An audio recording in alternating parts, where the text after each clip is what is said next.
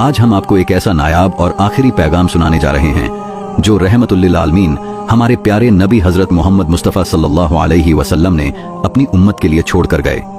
यह वो आखिरी खुतबा है जो आपने मक्का की वादी में अराफात के मैदान में 9 जिलहिज्जा 10 हिजरी को फरमाया। यह सिर्फ एक भाषण नहीं था बल्कि पूरी इंसानियत के लिए एक दास्तान ए हिदायत थी। उस वक्त आप सल्लल्लाहु अलैहि वसल्लम ने फरमाया, ए लोगो, मेरी बात को ध्यान से सुनो, शायद मैं इस साल के बाद तुम्हारे दरमियान न रहूं। यह सुनकर सबकी आंखें नम हो गईं। नबी सल्लल्लाहु अलैहि वसल्लम ने फरमाया, तुम सबका रब एक है, न किसी अरबी को अजरबी पर कोई बड़ाई है और न किसी गोरे को काले पर। बड़ाई सिर्फ और सिर्फ तकवा यानी परहेजगारी और अच्छे अमल में है।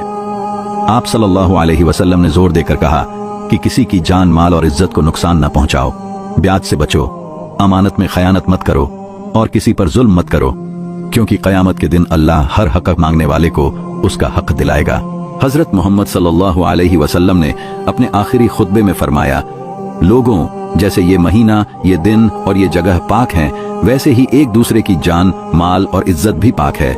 किसी को नुकसान न पहुंचाओ और न ही किसी की हक तलफी करो। उन्होंने यह भी कहा कि अगर किसी ने किसी के पास कोई अमानत रखी है तो उसमें खयानत न करो, और ब्याज का सिलसिला इस्लाम में हरगिज नहीं रहेगा। और सबसे पहले उन्होंने अपने ही खानदान का ब्याज माफ कर दिया।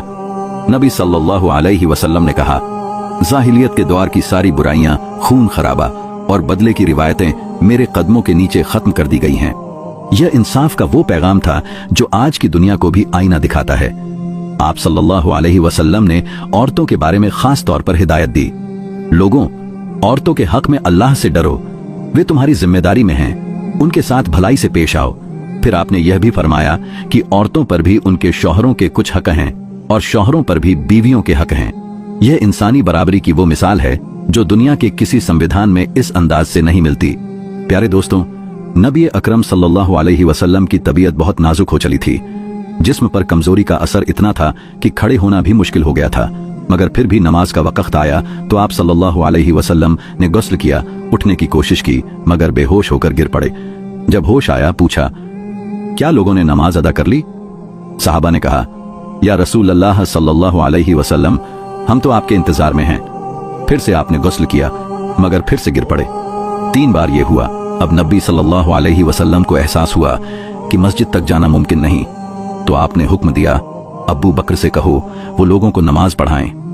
हजरत आयशा रजी अल्लाहु अन्हा को यह फिक्र हुई कि अगर अब्बू बकर आपके मुसल्ले पर खड़े हो गए और अगर आप इस दुनिया से रुखसत हो गए तो लोग क्या सोचेंगे?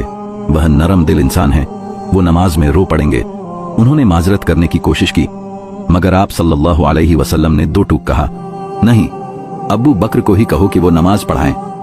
यह कोई मामूली बात नहीं थी दोस्तों, यह इशारा था उम्मत की क़यादत की तरफ। इसलिए जब रसूलुल्लाह सल्लल्लाहु अलैहि वसल्लम की वफात के बाद सहाबा के दरमियान खलीफा चुनने की बात आई तो हजरत उमर रजी अल्लाहु ताला अन्हु ने कहा, जिसे नबी सल्लल्लाहु अलैहि वसल्लम ने हमारी सबसे अजीम इबादत नमाज के लिए आगे बढ़ाया, हम उसे दुनिया की क़यादत के लिए कैसे पीछे रखें?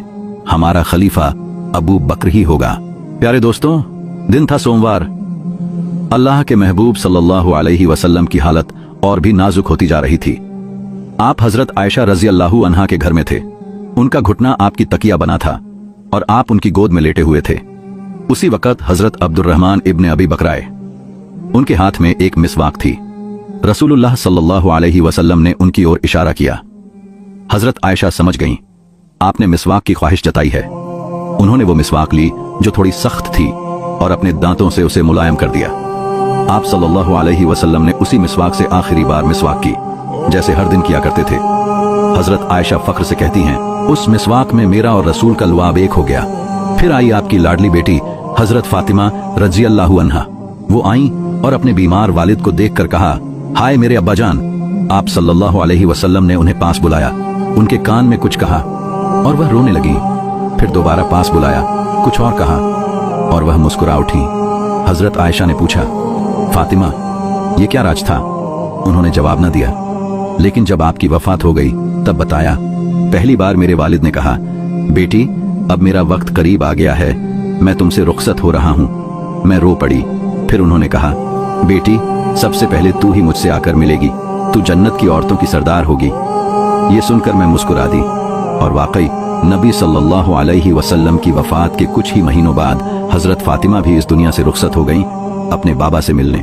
प्यारे दोस्तों, रसूलुल्लाह सल्लल्लाहु अलैहि वसल्लम ने इस दुनिया से रुखसत होने से पहले उम्मत को कई ऐसी बातें सिखाईं जो हर दौर में रास्ता दिखाती हैं।